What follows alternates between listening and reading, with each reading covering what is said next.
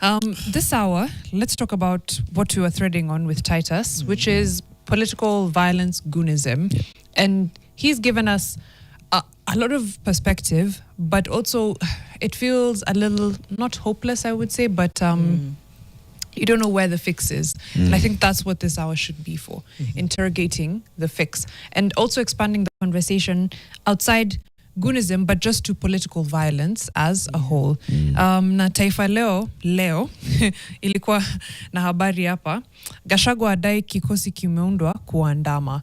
And these are the kinds of statements we've been seeing over and over again. We see the violence, we see it being perpetuated. We saw Godfrey Osotsi being assaulted on camera. We've seen citizens being assaulted on camera. We've seen roads being blockaded and so on and so forth. But this story now talks about viongozi wa upinzani wanalaumu serikali kwa kuwahangaisha na kuwarushia vitoa machozi kila mara. Ukurasa wa 4 wa Taifa Leo. So kiongozi wa DCP, that is Rigathi Gachagua, jana alishambulia serikali akiwashutumu kwa kutumia idara za usalama kuvuruga mikutano ya kisiasa ya muungano wa upinzani. Bwana Gachagua alilaani maafisa wa usalama kufuatia vurugu katika mkutano wake eneo bunge la Kikuyu, kaunti ya Kiambu, Jumamosi, ambapo polisi waliwarushia vitoa machozi viongozi na wafuasi. Kabla ya tukio hilo, barabara zinazoelekea mji huo zilidaiwa kufungwa na makundi ya wahuni.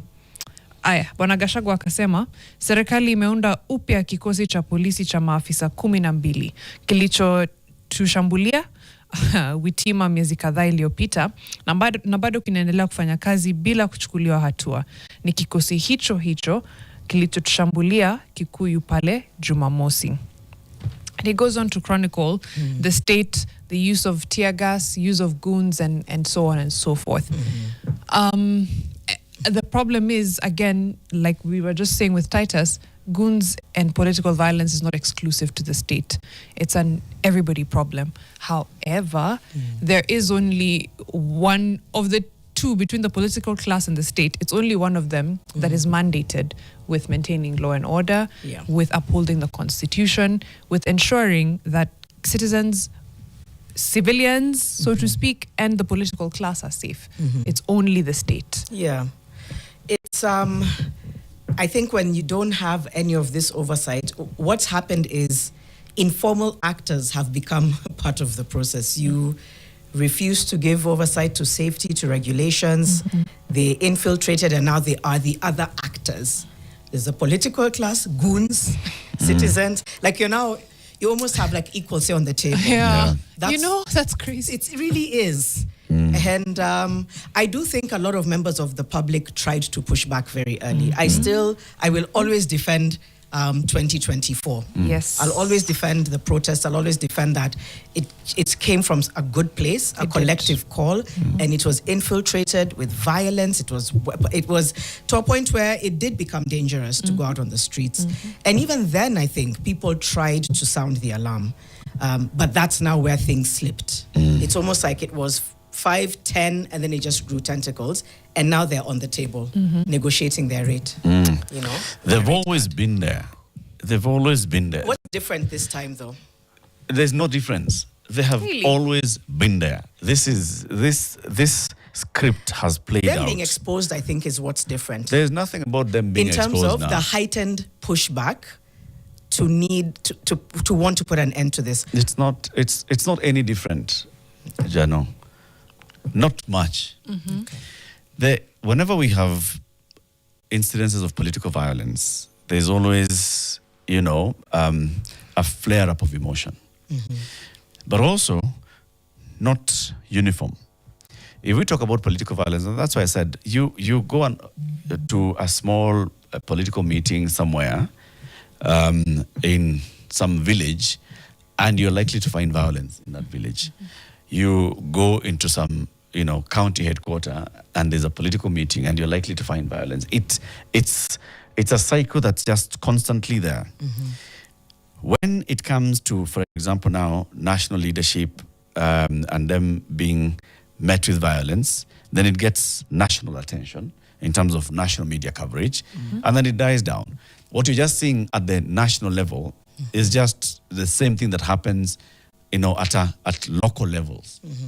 What we see now in terms of, this political rhetoric and pushback and all, it's amplification, not necessarily more spotlighting, it's amplification of what's been happening in our society, what's been happening throughout. We have political violence that just has become like part and parcel of who we are.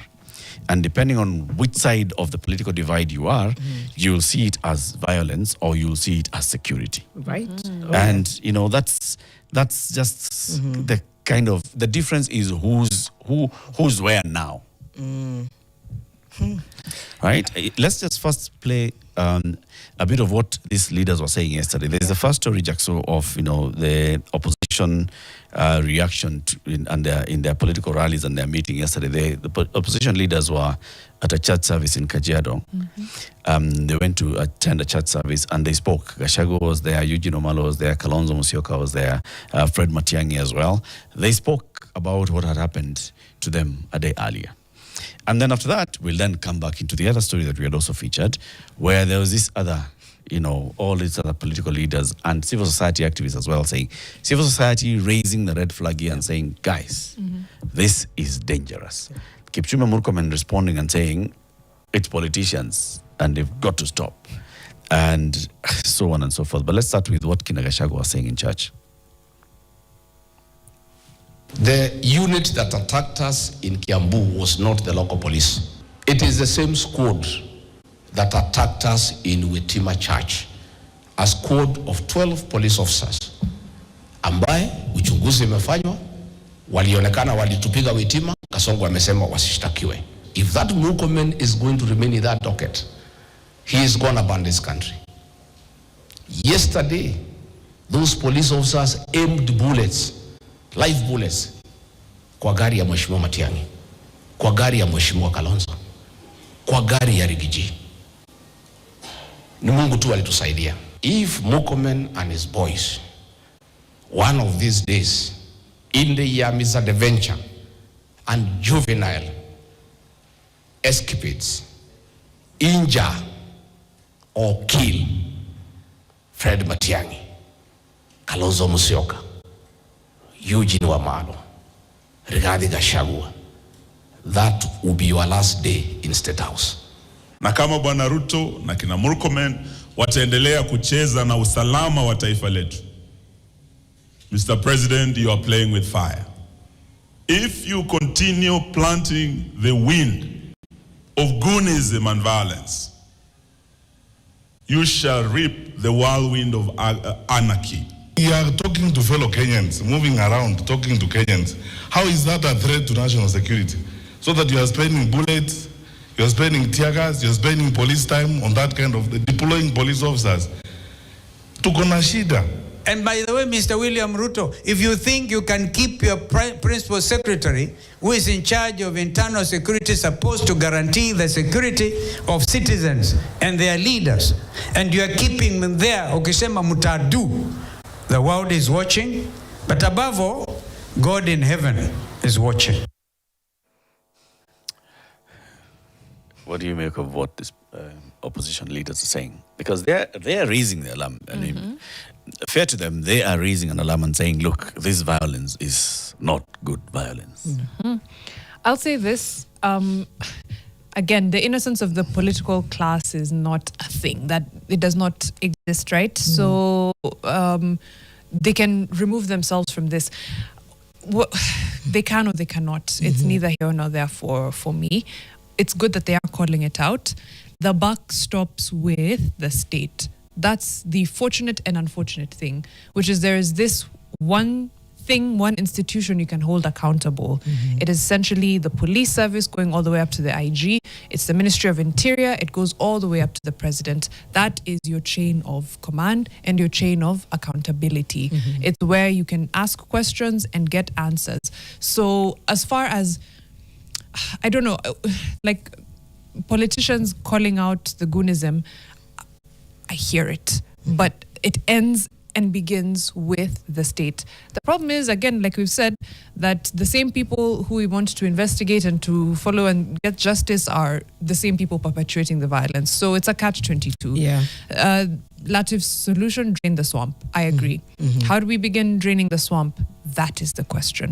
Maybe we can try that. I know later on, towards the end of this, we'll just try and look at whatever a fix looks like, or look at what other countries have done. Because I really like to sometimes draw comparisons. We're not the first country to be here. Yeah. There's some countries that took a really radical approach. Some it worked, some it didn't. The drain the swamp question is interesting because even when we hosted the young leaders and asked them about Tukokadi, is it a moment or a movement? Part of the question was, what does it look like to drain the swamp? Some of them said, always cut the head of the snake. Others said, it's us, it's the citizens. And so maybe it's just to try and touch on that. What does that look like? What does it actually look like? I don't know. I think we each have a suspicion of what it looks like. Yeah. And then the possibility of coming together, because I think that thing of convening and agitating is one way. When you're really pushing and loudly saying we need to do away with. Yep. Again, it was compromised. It was met with a lot of violence. Now you have a civic space that you're almost, you're shrinking it. It doesn't mean it has shrunk. It just means you're pushing to shrink it. Without that, that's a bit frightening because they are really like the guardrails. They're the ones who stand in the gap and say, we will amplify because we can, because this is what we do. The human rights defenders, they are essentially the people who are like, it's okay, we'll drain this. You don't worry. Just show up when we say show up. Right. Do this when we say sign this petition. Yes. Go to court when we say do this. I don't know what happens in between there. We can try and have a go at it right now for a few minutes. We can. There's a whole thing called culture of impunity. There's a time when culture of impunity was like, the main word, the buzzword in this country, culture of impunity. If you just think about the culture of impunity, let's just go back into the 80s, right? Or into the late 70s, 80s, when we had the Nyayo torture chambers and people who were, being arrested. Oh, you guys are more Kenya, you're spreading dissidents, you're doing this and the other. People being arrested and people being tortured. There's never been a personal accountability for that. You're right. Just come all the way, finish the 80s and get into the 90s, and the push for multipartyism. Ahead of that moment when we had an election in 1992, there was a lot of violence in this country. No accountability at all for the people who perpetrated the violence. Then we saw tribal clashes. In 1992, there was a series of tribal clashes, especially in the area around Molo and Njoro of Nakuru County. And we know about the 1992 Molo tribal clashes. 1997, it spread. It was in Molo. It went to a Narok, a place called Enosupukia. It went to the coast in Likoni. And it was just basically just people butchering fellow citizens. Not even saying at the police officers and so on and so forth. Yeah. But those people were being organized and being mobilized by some political actors. In some cases, maybe with the support of the state. No accountability for it. And if you think about all those stories, people know of people who were caught up in this, people who were affected by this, people who suffered. In 1992, I was in Form 2. And in 93, when we opened school and we got into Form 3, there's a classmate of ours. He was actually my dorm mate. And he didn't come back. Then, towards the end of the term, this guy showed up. And we're like, hey, boss. You're coming towards the end of the term. What happened? He's like, I'm from Molo. And what happened in December was horrible because I lost everybody. I lost my parents. I lost my siblings. I took shelter at a church. And the church is what has been sheltering me for all this time. The father organized and mobilized some resources for me to come here. And as he was telling us his story, he was just breaking down. He was like, this was horrible because I know the people who attacked our home. These are guys I was in school with, in primary school, just 2 years ago. I know them. We played, we grew up together. I know them. I know what happened. And he was really, really disturbed, such that second term, he didn't come back. And we don't know what happened to him. He just didn't come back, but he was completely disturbed. He is just one of very many victims. 2007, we know over 1,000 people died, 1,500. Many others were injured. Many were displaced. No accountability at all for that. Right. Then we go into the next election of 2013. Because of that violence, everybody was, trying to behave. Yeah. Right? But then after the election, there was the mandamanos and people just got injured. And we talk about people who got injured, people who lost their livelihoods, people who died during the 2013 mandamano, in the 2017 mandamano, 2018 mandamano, 2022, 23 Sufuria mandamano, again 24 last year. Culture of impunity is that there is no accountability for any violence in this country, and it's all related to politics. Political violence has become this thing that, it's like Mungu tu, ni mambo ya Mungu haya. And we keep it moving. We keep it moving. It's like, fire burning a slum. Ni mambo ya Mungu tu. Or a flood coming and just sweeping away people's homes. Ni mambo ya Mungu tu. Sasa unajua ni mambo ya mvua imetoka kwa Mungu sasa tusemani. And we've let that happen. Right. We have got to say that no, this has to end. Those people who are in leadership today at our national level, whether they're in government or in the opposition, have been in positions where they could influence and ensure there's accountability and there's an end to the violence. They haven't done it. And that's why I say we can't trust any of them. Kipchumba was a senator in 2021-22. Yeah. He was complaining about what was happening to them. In 2021-22, he had already fallen out with a bigger Jubilee. In 2017, he was deep in Jubilee, and when the others in the opposition were complaining about the violence, he was among those who were saying, What violence? What violence, right? In 2022, he was the one complaining about the violence against the same cabinet secretary whom you were supporting in 2017, Fred Matiang'i, who now is complaining about violence. Yeah. That circle if you just do even Kipchumba Murkomen and Fred Matiang'i and just it's enough to tell you they are the problem. It's not us. And a lot of the things that enable Goonism and gang culture and all these things to perpetuate are systemic, like what Titus was saying. When you think of unemployment being at the rate where it's at, a very educated population that is unable to find work or meaningful work, inflation being what it is, and of course our culture, like you said, of impunity and so on, it's not hard to see how we got here. But the thing that, and I wonder if sometimes the political class are students of history and the present, and they take time to just look at what you are doing and what it has done elsewhere and how this game plays out and how it ends. Unfortunately, Haiti is probably the best examples of what happened when you let gangs take over. And it does not begin as a gang takeover. It begins as empowering them financially, laxity when it comes to enforcement of the rule of law. And then you have a country that is essentially run by gangs. They become the system, right? They become the government. They become whatever it is. So with the political class, I really do wonder what the plan is. Because time and time again, we've said, this is a genie it's a Pandora's box. You open, you can't put it back in. You can't put the genie back in the bottle. You can't rein it in, so to speak, once you've already unleashed them.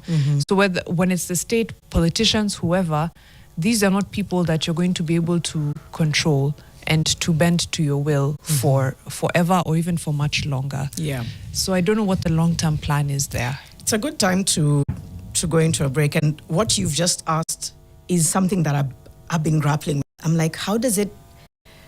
There's ways in which it benefits governments, and we'll explore that a bit. Because part of me is like, you cannot be that short-sighted to understand that pillaging your resources and collaborating with goons is a long-term success plan. You can't be that short-sighted. At the same time, you're not that foolish. So how does it benefit you? How does it exclude everybody else? How does that exclusion benefit a select few? And then again, going back, the thing that really stays with me is that human element of what it does to the state of a country and its citizens. that kind of breakdown of security and safety. Right. Then we'll just come back and interrogate it and see, okay, we go back to now what Eric has just said. If it's a culture, how are we reversing that culture? What does that even look like? Where does one begin? But it is coming up to 8:30. We'll continue this conversation in just a moment. Boundaries. The Kikombe on YouTube says, if the terminology is used to refer to these people, it's not goons, it's criminals. Not leaders, but politicians. So far, 2027 looks dark. Sir Nixon Mboro wa Ndogere says, the president took a constitutional oath of allegiance to uphold the constitution and to protect the sovereignty, integrity, and dignity of the people of Kenya. The government must protect its people. These are all reminders. Sisi tunajua, as we preaching to the choir. But there's a choir elsewhere that doesn't seem to be saying the same thing. So before the break, we were taking a look at the whole element of draining the swamp, what that looks like. We came back and said we'll continue on that and try to figure out what does it look like to put an end to political violence, right? Before that, though, again, I just want to come to something I've been threading on, which is what does this do on a human level? Because that always bothers me. So Afrobarometer, who do really interesting research on governance and policy, alluded to saying violence that is informal and deniable allows those in authority to shape outcomes without direct responsibility. It weakens opposition quietly, creates fear without official orders, and makes political participation feel risky. Over time, people pull back, dissent reduces, and control consolidates. This was in 2024. Then another one goes on to say the impact goes beyond politics. It changes how people gather, speak, and organize. It affects how businesses assess risk. Countries facing sustained instability consistently see reduced investment and slower growth.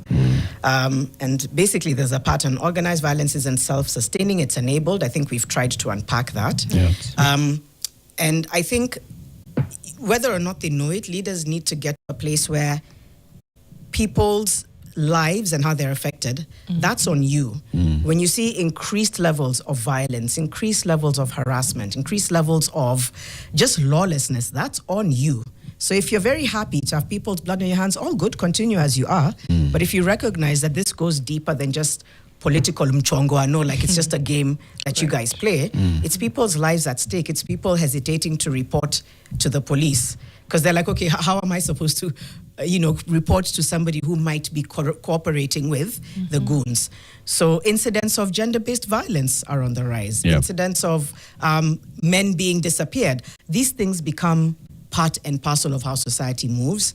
And that's something that we have to be very aware of. Sounding that alarm, like a lot of people are doing, isn't just around 2027. It's how we're going to live every day. It's how people show up and gather and move every day. It's how our society becomes. Like you're saying, the thread I gave, 2007 didn't just happen. It was a build-up of, things that happened, no accountability, no accountability, no accountability. 2007, it just blew up. And then there was this entire international community now coming down hard on us, on our politicians, and telling them behave. And The Hague, again, is hanging over their heads like the sword of Damocles. And because of that, we saw 2013 a bit of behavior, around the campaigns and so on. So we didn't have much of election violence around the campaigns of 2013 or even the referendum of 2010. There was a bit of decorum around there. Because now of the failure of the cases at The Hague and no means of accountability locally, cases that had started not even moving anywhere. Now we saw a bit of it in 2017, a bit of it in 2022. We are seeing it now ahead of 2027. Man, it's just a cycle just coming back again because we did nothing with the genie the first time. Right. Yeah. And it's that the grave of injustices, quite literally, just piling and piling and piling on top of one another. And then it now begs the question of the fix. Even if we're looking for a fix now, the fact that from 92, even before that, there have been no fixes. Now we're approaching 2027, a year and a few months to go. Then really, is there the possibility of a fix without addressing those underlying issues. Because you're right, people are living with those who assaulted them or who burnt their homes or who killed their loved ones in 2007, in 92, and so on and so forth, who displaced them. Actually, we still have thousands of people who were displaced in 2007, 2008, who don't have a place that they can call home, truly. So again, I really don't know what the fix is as far as finding that like deep-rooted justice. Yeah. Because you're right, failure of the ICC cases. Also, if the only thing that was keeping us in check was this sword that you're saying, sword of who? Of Damocles. Damocles. Or can you say sort of Damocles? That one. if that was the only reason we were behaving, then and that went. And that went. I think there's an answer there, and it sounds so cliche. It's about who we vote in, but I like the point you're bringing is that whoever comes in, I don't know. I don't even know where I'm going with that statement. The point is, if there needs to be a leadership overhaul, it needs to be leadership that appreciates and acknowledges the past wrongs. That, I think, would be a very big game changer. It's about saying, and we've seen pockets of it in different parts of the world. There was a prime minister in Australia who not too long ago, after very many, was told, you're going to apologize to the people who you stole this land from. Yeah. And they just made the first thing to say, we're officially apologizing.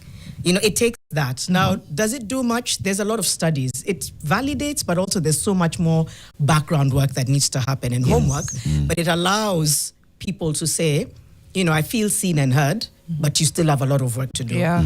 But it still begins to shift something and begins to create a conversation about not just reparations, but justice, reconciliation, healing. Yeah. So we've seen pockets of it in different parts. I think we've seen it in Canada, Germany. That would need to happen here. Is somebody to be the first one to step up and say, can we please just start by acknowledging the historical injustices? Yeah. People fear that because they hear reparations are like, we're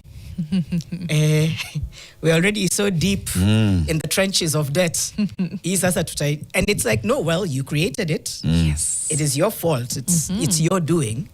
In some cases, you see, like they talk about the success of the Gacaca courts in Rwanda. Yeah. The Gacaca courts in Rwanda were not looking at, punishing people, take you to jail or ask you to pay. They were like, just stand up. Or even the Truth Justice Commissions in South Africa. Stand up and just say, right? Say and ask your local community to forgive you. That's it.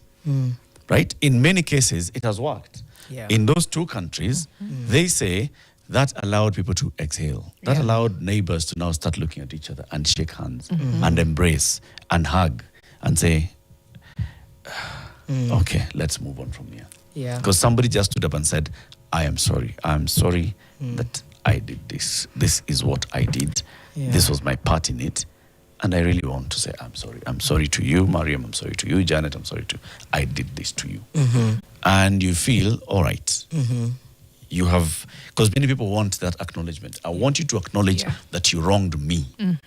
Then we can now start having the next conversation. And even though it's a long journey, from acknowledgement to, it may be lifelong for some, or it'll, at some generation, there'll really be what you call healing. Yeah. Because still there's always those pockets of, you acknowledged, I still hold some rage. I still look around me and I don't have my family. Yep.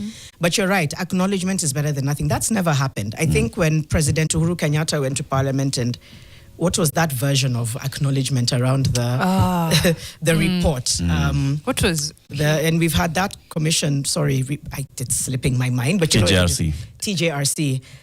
And then that was it, because I think there's what he went to Parliament to. He went and first did the state apologized or acknowledged for the violence, right? And then he set up that fund and said there's a fund, a 10 million shillings fund, 10 billion shillings fund, 10 billion. and so on and so forth. But beyond that, even Parliament did not discuss it and take it to the grassroots and say, let's have this conversation. What does it mean? How do we cascade that? How do we cascade it to the communities and what they've done? How do we then even acknowledge and discuss this TJRC report so that Yeah. we can now officially accept the TJRC report. It died.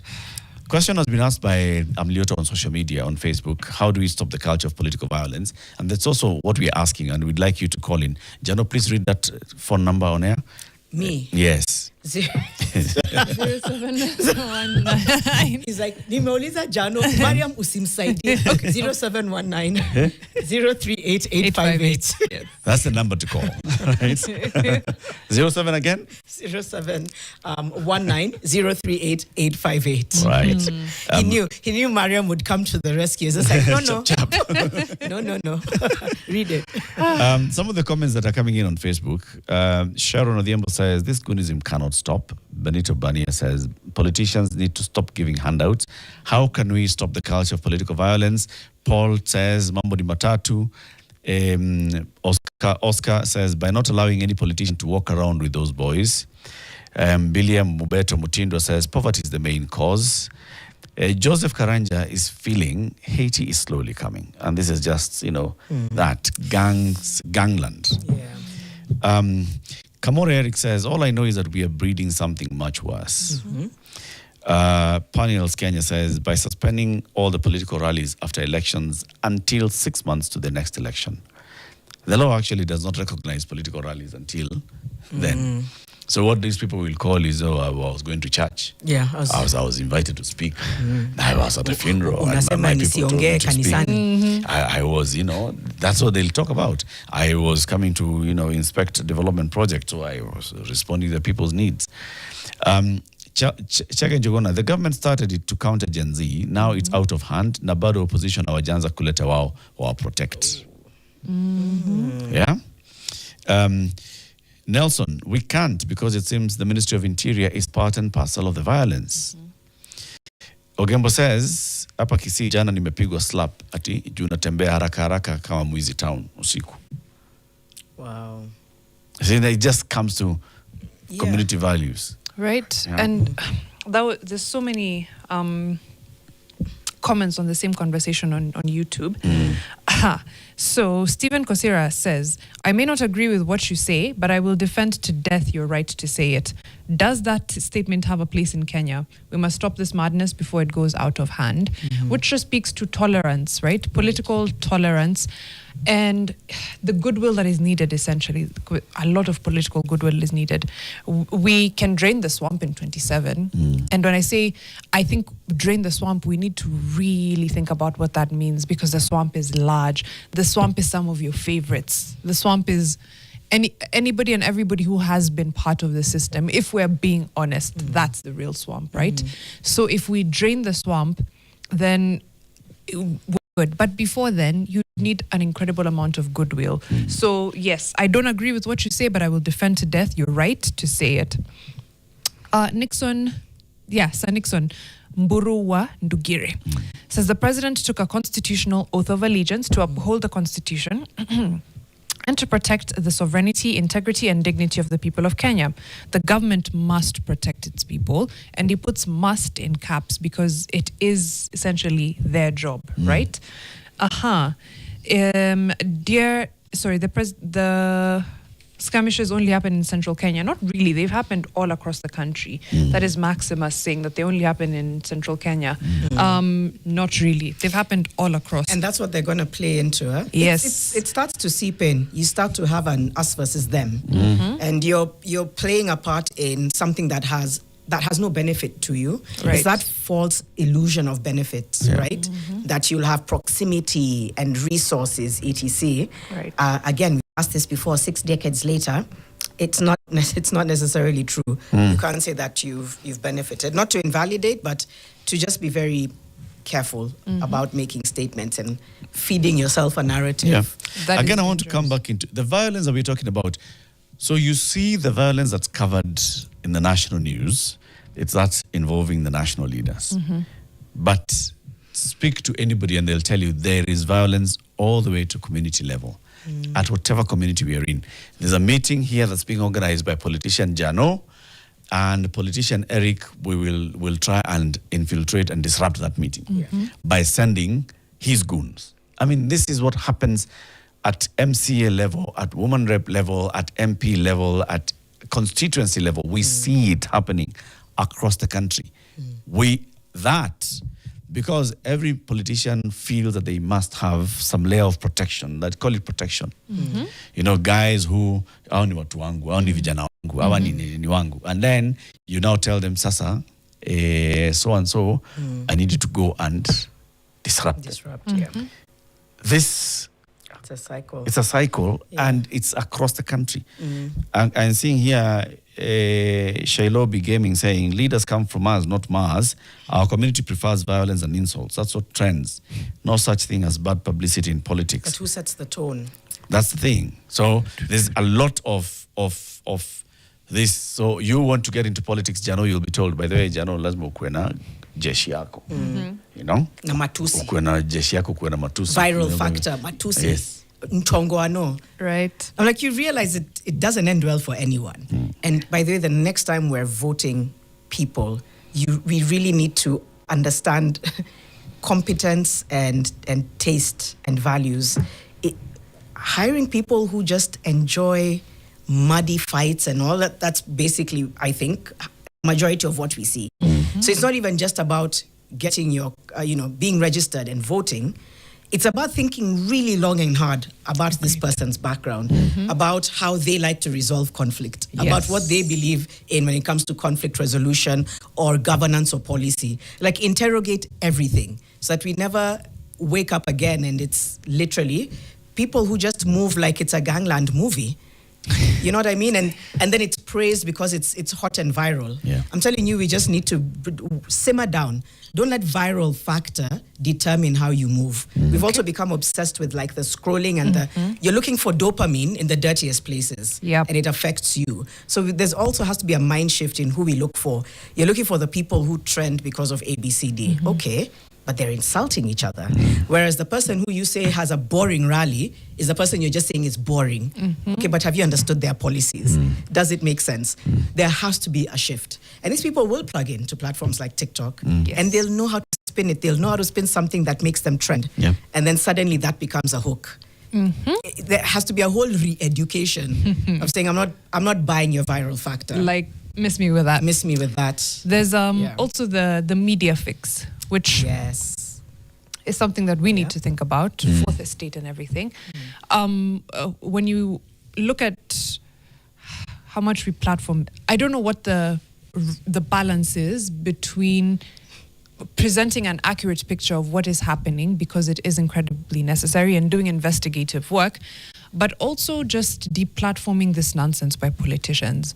There's something to be said, because again, you're right. We are looking for the dopamine hit, for the virality, for the headlines, for the front page splashes, for the TikTok sound that goes viral. So there's something, us as, traditional media or legacy or whatever, and even those on social media, there's something to be said about what we can do to take away the platforming of things like this. That's really well said. If I'm just to be as bold as possible, it's to not be complicit.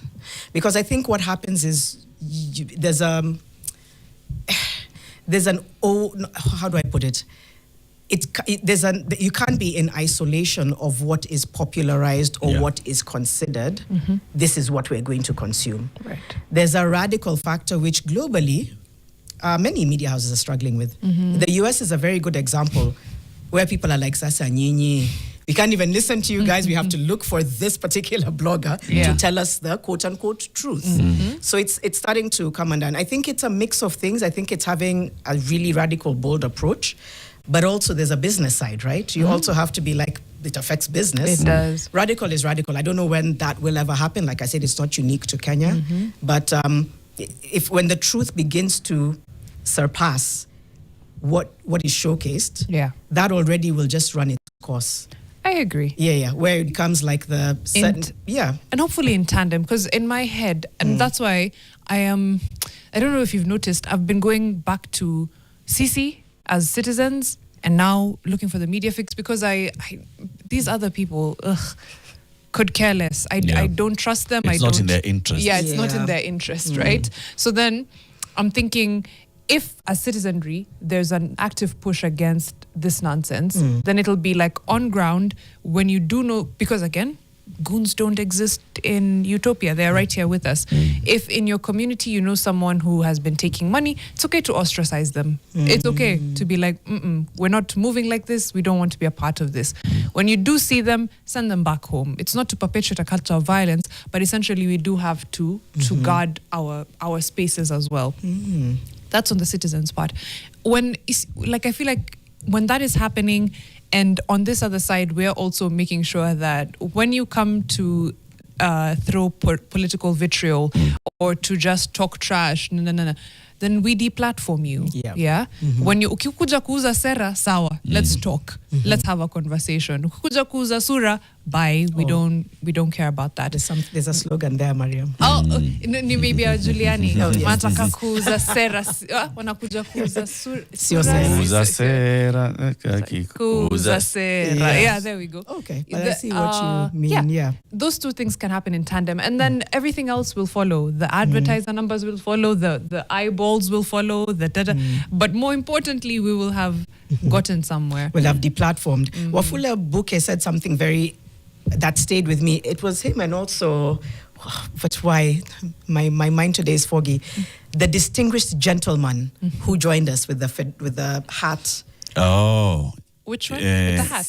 He's called Njeru Kathango. Oh, Njeru. Yes. Yeah. Yes. Tumishi Njeru Kathango. Tumishi, yes, that's what I remembered. He said something similar to what you've said, Mariam. He said that in the end, these people are actually ostracized. You know, that stayed with me. He said, if you see them now, the ones who harassed us in the 80s, the ones who had a lot of power, the ones who were, being used and funded, a lot of them have kind of disappeared into obscurity or are avoided back home. Yeah. It's almost like or they were killed by the very people they worked for. So you're right. It's either that you expose them to the point you are making community, or eventually fate catches up with them. It will, because you're being used, and the platform that you've been given is your tool. So if you get there and you think that now because you are in this office, in fact, I've been seeing over the weekend, people talking about the previous cabinet secretaries and principal secretaries for interior and saying, we've had people in these offices who have acted like they are the God of all, and in the end, you leave that office, you become nobody. Yeah. Hobbody hoy. Completely. You made me start using that at home. Hobbody hoy. He just became a hobbody hoy. Yeah. Nobody. Just I'm to reja. And it's that moment when you're in office, when you do the things that you do, and everybody's looking at you like, boss, why don't you just do the right thing? Why not just do the right thing? The people who you were taking instructions from have moved on from you. Yeah. They've picked on somebody else. Or they've left office and they had amassed sufficient influence that they are still influential in society, and you're not. Yeah. And you just you're just there on your own. Yeah. The two things that I love that you've both said today is, one, Mariam, I love that what you've talked about, normalize calling out goons because they're among us. And Eric threading that story from way back in high school. If these things don't stick with you, I don't know what will. The fact that this is history repeating itself, and that we are now in an era where it's accelerated, amplified in real time, which I think heightens anxiety, heightens a sense of insecurity. Like, people will just be on edge. Yeah. You don't want to live on edge. There are countries that will tell you you don't want to live on edge. So it's about that. It's about being super intentional about calling out what's not working around you and agitating intentionally and wholeheartedly for change, and not just saying it, but really, really doing that. And just in case we just don't think about it, next year is an election year. If these things are happening now, before the game even starts getting, the stakes are raised. What happens when the stakes are raised? Yeah. Who rains whom down? And how do we've got to stop this train at this point. We've got to see it as it could potentially lead us to a level where we can't control it again. Yeah. Where, the Kenya National Commission on Human Rights then wrote a report and they said we're at the brink of a precipice. Well, on the precipice. This country had gone to that level. It was just that cliff edge. One small push, and would have gone down. Would be trying to struggle to find our foot back in as a country. It was just one small thing. And it started slowly. It starts with people just having talks, starts with this kind of violence, and so on and so forth. We've got to care enough for our country, enough for ourselves, enough for, even if you've got to be completely selfish, just think about yourself. If it goes under, what happens to you? Where do you go to? These are the guys who will be negotiating in capitals outside on how to recreate this country to come back and take up office. All right? They'll be gone. You will be somewhere trying to figure out where your children are, where your brother went to, where your sister went to, where your mother or father or auntie or uncle went to, where you are. Are you in Kenya or are you in a neighboring country in some tented camp somewhere? Whoa. We've got to think about and we that. don't have a statesman to come in and enable a handshake. Also, we don't have Kofi Annan. Hey, still going to do the death of the statesman. But let's take a short break. We'll be right back in just a little bit. Take a little bit of a look at your feedback and more. Hashtag is Fixing the Nation NTV. Goonism and political violence. What is the way to end this culture?